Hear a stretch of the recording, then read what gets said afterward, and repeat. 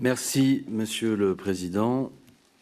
Mesdames et Messieurs les ministres, Monsieur le rapporteur, mes chers collègues, nous revoilà devant ce texte, certes énormément modifié par nos collègues du Sénat, à tel point que, disons-le, l'opposition qu'avait le groupe France Insoumise à l'occasion de la première lecture se voit plus que renforcée dans cette nouvelle nature qu'a ce texte. Mais d'abord, quelques mots un peu généraux.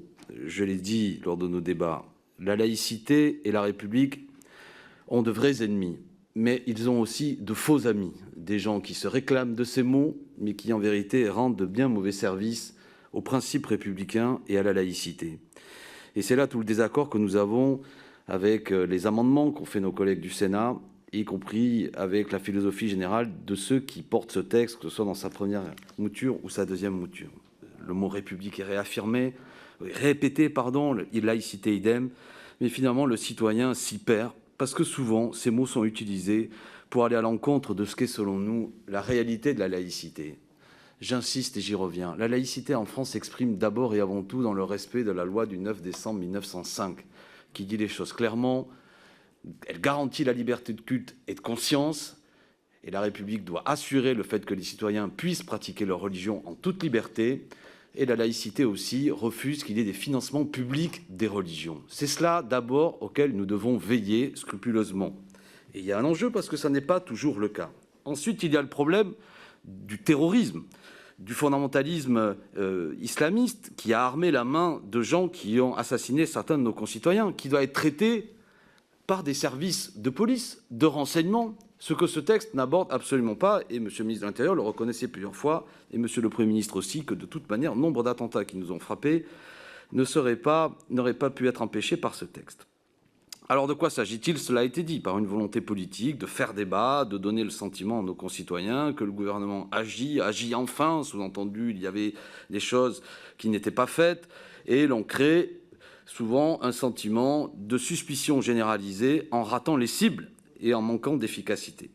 Le texte que nous présentent nos collègues du Sénat, de ce point de vue-là, est assez caricatural, de façon assez sinistre. Par exemple, l'idée qu'il faudrait dissoudre une association parce qu'elle regrouperait une personne ou un groupe de personnes en raison de leur couleur, leur origine, leur nation, etc. Mais de quoi parlons-nous? Ça reviendrait à dire, par exemple, qu'une association de parents de familles espagnols immigrés en France n'aurait plus le droit de se regrouper, ne pourrait plus agir. Mais d'où vient cette idée que la liberté d'association doit être soumise à un interdit? Au nom de quels critères? Au nom de quelle appréciation?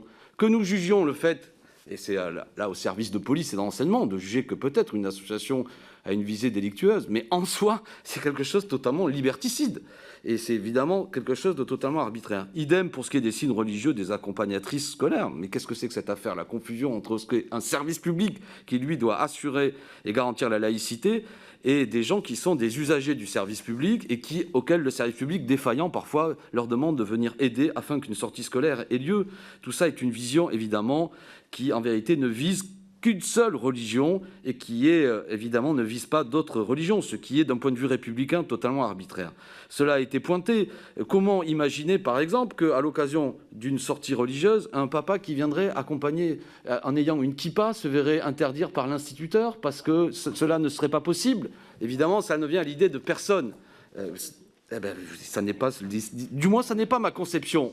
Ça n'est pas ma conception. On a le droit, à condition qu'on ne fait pas de prosélytisme religieux, de venir. Et je ne crois pas que ce soit républicain et laïque. Évidemment, l'enseignant, le service public doit garantir la laïcité. Mais là, on est dans la confusion. Idem sur beaucoup de choses qui sont pointées dans ce texte. Bref, vous l'aurez compris, puisqu'il faut avancer. Nous étions en radical désaccord avec le premier texte que vous nous avez présenté, car il n'était pas un texte véritablement de laïcité, de renforcement de la République. Le texte que nous avons désormais étudié l'est encore moins. C'est le sens des amendements que nous présenterons. Et pour terminer, en espérant être entendu sur quelque chose qui renforcerait vraiment la laïcité, s'assurer que dans 3 départements français où elle n'est toujours pas appliquée, je pense au département du Haut-Rhin, Bas-Rhin et de Moselle, enfin la loi du 905 s'applique, cela rendrait service à la laïcité et aussi aux deniers publics, car cela coûte 60 millions d'euros chaque année aux contribuables. Merci, mon cher collègue.